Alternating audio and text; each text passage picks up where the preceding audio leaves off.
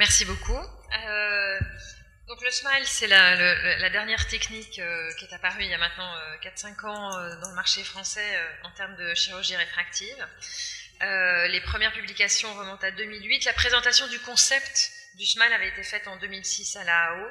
Et en 2008, première publication de Segundo sur les premiers cas d'extraction de lenticule. Et maintenant, on en est à 5 ans de recul avec une première publication faite par la même équipe des tout premiers patients opérés donc 5 ans avant. Bon, je vais vous faire très rapidement la découpe. Donc, il va de la profondeur à la superficie en enlevant en fait un lenticule dont les bords doivent être carrés pour pouvoir être saisis de 15 microns.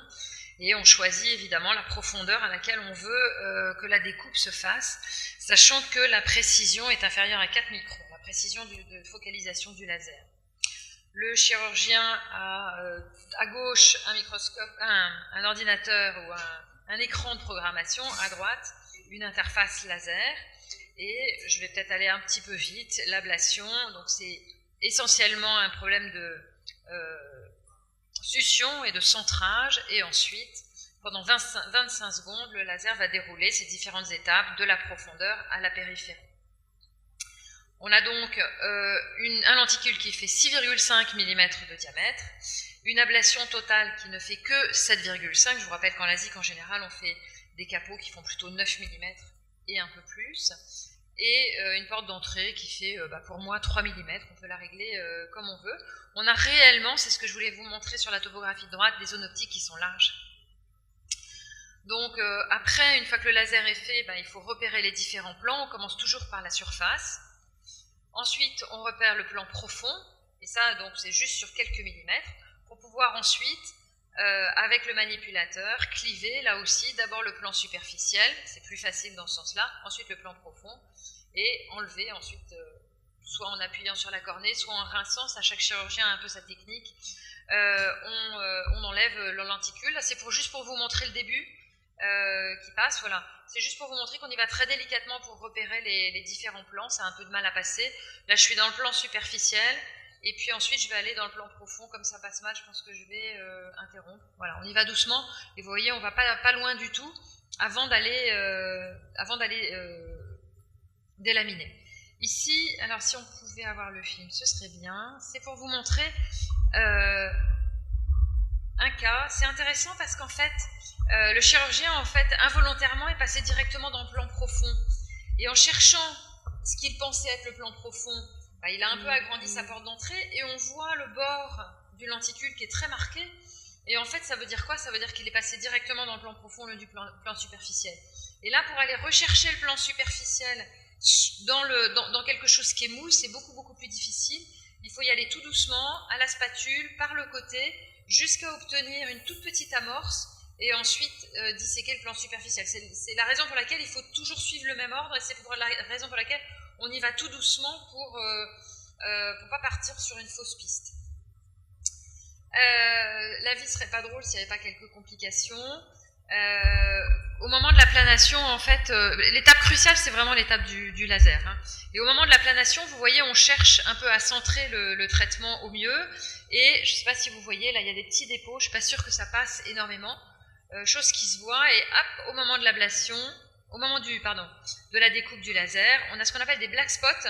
Donc des zones sur lesquelles il y a très peu d'impact et sur lesquelles, forcément, ça va beaucoup adhérer.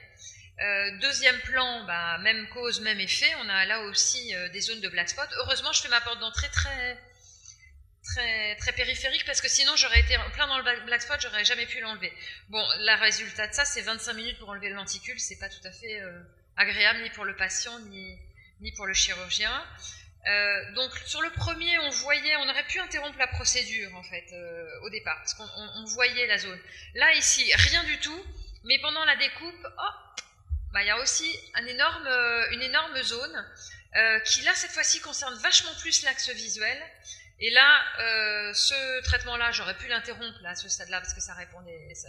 Mais mon temps de réaction ne m'a pas laissé la possibilité d'arrêter. Et là, j'ai interrompu, j'ai converti ça en LASIK. Parce qu'on était trop dans l'axe visuel en fait. Je voulais pas prendre le risque de déchirer le lenticule et de laisser un petit morceau qui soit en plein dans l'axe visuel. Voilà, on est dépendant d'une succion qui n'est que cornéenne, donc beaucoup plus faible que dans les LASIK. Elle est beaucoup plus agréable pour le patient parce qu'il continue à voir la lumière, mais elle est beaucoup plus faible. Et voilà un cas où petit à petit on voit que les choses se décalent et on va voir ici la conjonctive apparaître. Bon, là aussi, à ce stade-là, ça ne sert plus à rien, il faut lever le pied, il faut tout arrêter. Vous voyez la conjonctive qui a été aspirée avec l'anneau de succion. Ce qu'on voit, c'est qu'au stade intermédiaire, on voyait la découpe du plan profond et puis on voyait le bord du capot qui était décalé. Donc là, déjà, c'était mal parti. Un autre cas, c'était une forte astigmate, c'est pour ça, là, c'est dès le début. Au tout début, on a eu ce lâchage et on voit que le plan profond, qui est donc le plan réfractif, était ovalaire pour corriger un fort astigmatisme. Mais là, on a pu le reprendre. Donc, il y a toute une conduite à tenir qu'il faut avoir bien anticipée. Il faut faire du smile vraiment quand on s'y consacre, quoi. Quand on passe beaucoup de temps sur la chirurgie réfractive et quand on est prêt à y consacrer beaucoup de temps, parce qu'il faut apprendre un peu les procédures quand ce genre de problème-là arrive. Donc, quand c'est le plan profond, moins de 10%, on peut redémarrer. Quand c'est plus de 10%, il faut abandonner, convertir. Quand c'est le side cut, il y a une procédure. Quand c'est la porte d'entrée, il y a une autre procédure. Voilà, c'est assez calibré. Et au niveau du laser, vous avez des indications très précises. Soit vous pouvez continuer, soit là, sur ce tableau-là, il vous dit flap, donc c'est terminé, vous n'avez plus la main et vous ne pourrez pas reprendre le smile. Les résultats sont très précis. En termes de précision, on est tout à fait comparable avec le LASIK. Et ça, c'était des résultats à 1 an. On a maintenant donc 5 ans de recul sur les premières générations de smile, parce que c'était un 200 Hz alors qu'on utilise 500 Hz maintenant. On a un petit glissement réfractif de moins 0,48 sur 5 ans, à comparer avec le glissement qu'on a avec le LASIK, puisqu'on a aussi un petit glissement myopique du fait de l'évolution de la réfraction et de l'allongement de la longueur axiale. On a un index de sécurité de 1,2 et d'efficacité de 0,9, donc les résultats sont très bons.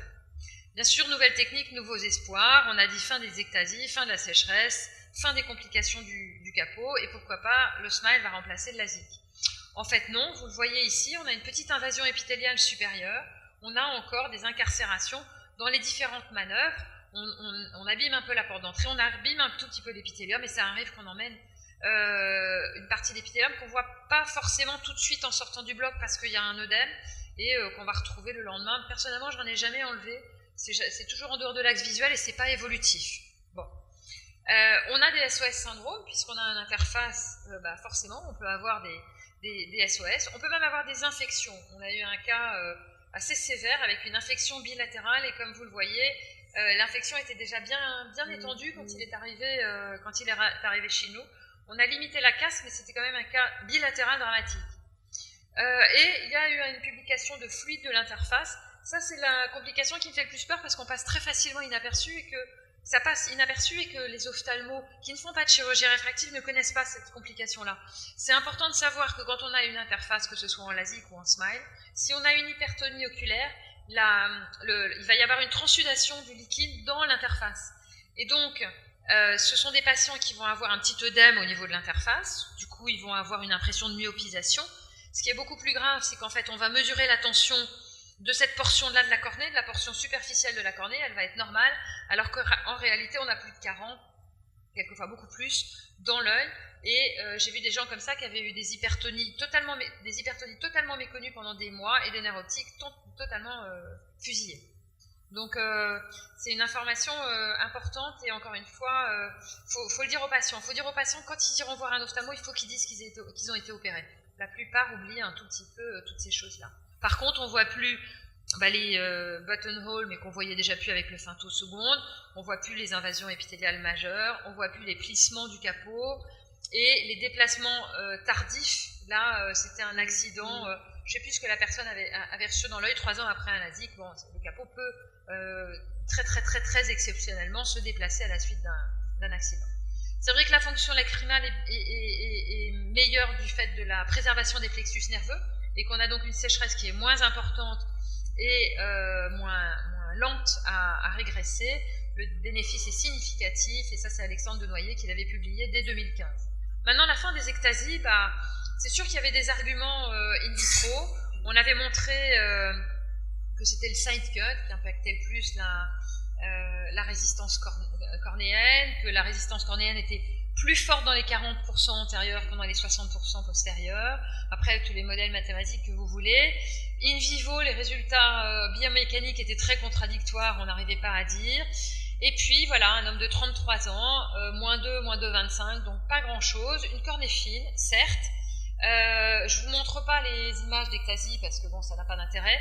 En préopératoire, ce qu'on voyait quand même dans la publication, c'est qu'il y avait un net bombement inférieur. Et la conclusion, c'était sur cette première publication d'ectasie post-smile qu'un kératocone pouvait être décompensé par un smile. Et là, c'était arrivé 6 mois après. Un homme de 19 ans, donc jeune, cette fois-ci une myopie plus forte, une cornée bien épaisse. Et là aussi, deuxième publication, une asymétrie qu'on n'aurait honnêtement pas opérée. Moi, j'aurais pas opéré en LASIK. Et c'était assez intéressant de voir qu'un kératocone suspect, là aussi, pouvait être décompensé par le smile. Et c'est arrivé là aussi 6 mois après, donc très vite. Cet homme de 24 ans là, pareil, c'est arrivé 18 mois après, mais à l'évidence, il y avait une asymétrie unilatérale et ça contre-indiquait de façon bilatérale et le LASIK et le smile. Plus dérangeant de cet homme de 26 ans, moins 3,50, un petit astigmatisme, et à 1 an, il a une ectasie à gauche. Or, sur les topographies, il n'y a rien. Il est strictement normal. Et ce patient-là, je l'aurais opéré en LASIK et en smile. Il avait un âge, une kératométrie, une pachymétrie, tout était normal. Donc, l'ectasie cornéenne peut aussi arriver sur des cornées que l'on n'arrive pas à dépister. Aujourd'hui, en conclusion, les limites sont les mêmes, smile et LASIK. La question, c'est de savoir si est-ce qu'il vaut mieux laisser plus de murs antérieurs et donc faire nos lenticules en profondeur. Et ça, pour l'instant, je crois que personne n'a la réponse. Et donc, on ménage la chèvre et le chou en respectant le mur postérieur et en faisant la découpe la plus profonde possible, tout en respectant le mur postérieur des LASIK. Bon, vous le savez, ça ne concerne pour l'instant que les myopes. C'est programmable uniquement jusqu'à moins 10, ce qui correspond en réalité à une myopie de moins 9, parce qu'il faut rajouter quasiment 10% de facteurs de compensation de sous-correction. Et on est toujours en attente du traitement hypermétropie presbytie qui existe, qui a été déjà présenté, mais qui n'est pas encore d'usage libre. C'est un nouveau, je vous l'ai dit, c'est un nouvel apprentissage, donc il faut quand même y investir du temps. En cas de reprise, il va falloir convertir ces patients-là. On a la possibilité de faire une PKR, on a la possibilité de rajouter un LASIK par-dessus, puisqu'en général on est en plus profond. Et puis il y a une équipe à Lyon qui fait des smile sur smile, c'est-à-dire qui fait des découpes dans le capot, dans la partie superficielle, et qui arrive à corriger comme ça des erreurs réfractives résiduelles. Quand est-ce que je le préfère? Quand je veux préserver le mur postérieur, les sujets jeunes, il est en balance avec la PKR, dans les sports de combat, les métiers de sécurité. A l'inverse, chez les gens de plus de 40 ans, quand je veux préserver l'innervation et la fonction lacrymale, je vais avoir le smile un petit peu plus facile. J'attends des améliorations et on les attend tous. Un centrage automatisé, parce qu'on dit toujours que le patient voit la lumière, ce qui est vrai, qu'on peut donc centrer le laser sur le point de fixation. Il se trouve qu'au moment où on a le contact entre le cône et l'œil, en fait le patient est extrêmement perturbé par toutes les distorsions lumineuses et ne voit plus à ce moment-là le point lumineux. Il le revoit après, une fois qu'on a mis la succion. Là, il est capable de voir la lumière, puisqu'on lui dit qu'elle va disparaître. Mais au moment où on se centre sur la pupille, et rien d'autre.